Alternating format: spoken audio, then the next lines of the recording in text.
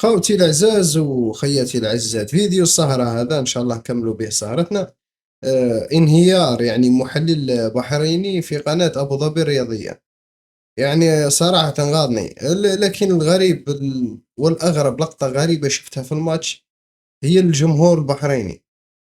يعني دوك نوريكم اللقطة الأولى ونروحوا اللقطة الثانية. تابع معي، تابع معي. هذه لحظات ما كمل الماتش، قال له ديها احكي لنا تشوف شو ايش قال له شو. يعني ما عندي كلام اقوله، يعني الامانه، يعني ما معذور والله ما يعني طارق الامانه، يعني شنو بتتكلم يعني انت الحين لو انا بتكلم احتاج يمكن حلقه كامله، بس ان الحين تبيني في مثلا في الاستوديو ان انا شو سبب الانهيار اللي صار في الفريق في الشوط الثاني؟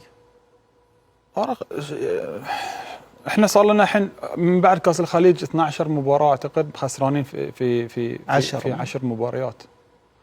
فاذا يعني انا اقول لك صراحه صعب، يعني صعب ان انا اجد الكلمات اللي توصف الوضع، لان الاخطاء كثيره ما تقدر تلخصها في فكره او في فكرتين. فنيا الفريق منهار، بدنيا الفريق منهار، معنويا الفريق منهار. ف يعني ما ببلش في التفاصيل، لان قلت لك انا التفاصيل محتاجه وقت.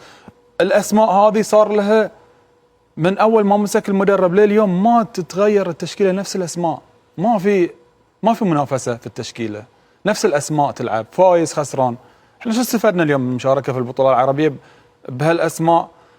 9 لاعبين 10 لاعبين، معدل اعمار فوق ال30.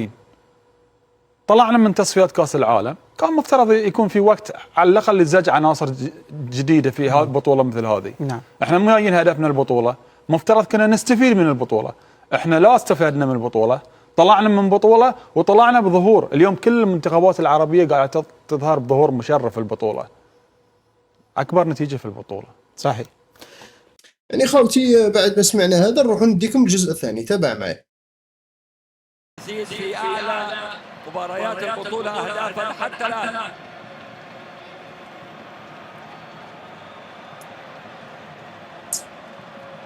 هذه كرة على اليمين، حتى بولبينا هو الاخر صار عنده هدفين بولبينا، هدفين رضوان بركان.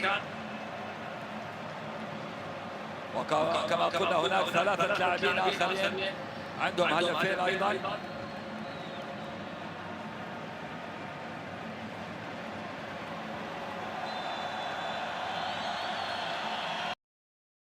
خوتي العزاز خوياتي العزات، شوف معي الوقت، شوف هاو ابراهيم يعني طايح 81. انا قلت جمهور تاعهم درك نلقاه مقلبها، كي راك على بالك. خطأ لصالح المنتخب الجزائري، لكن شوف ياسين وتأثير ياسين مدرب، يعني اعتقد بالفعل اشراك مجيد مقرر للاعب ياسين ابراهيمي في اخر 20 دقيقة من اللقاء. يعني كان زاهين والله يلا على بالهم بجدها وراه يدور. تعرف يلا على بالهم بجدها، يلا على بالهم بجدها. امن ولا ما تامنش الله يعاونك، راك فاهم شو الجمهور. تخيل يعني حنايا الجزائريين خصوصا، يعني كما احنا نقولوا نعودوا والله افريقيا بصفه عامه. راك شفت الماتش تاع تونس، ماتش تاعنا حنايا غرج ادم والناس نار دخلات روينا. هذا غير ادم والناس، مش خساره تاع 5-1 ولا. شوف يعني جمهور يلا على باله بيها والراهي صادق نفس. بالفعل اشراك مجيد مقرر للاعب ياسين ابراهيمي في اخر 20 دقيقة من اللقاء، يعني كنوع من التهيئة السؤال مطروح.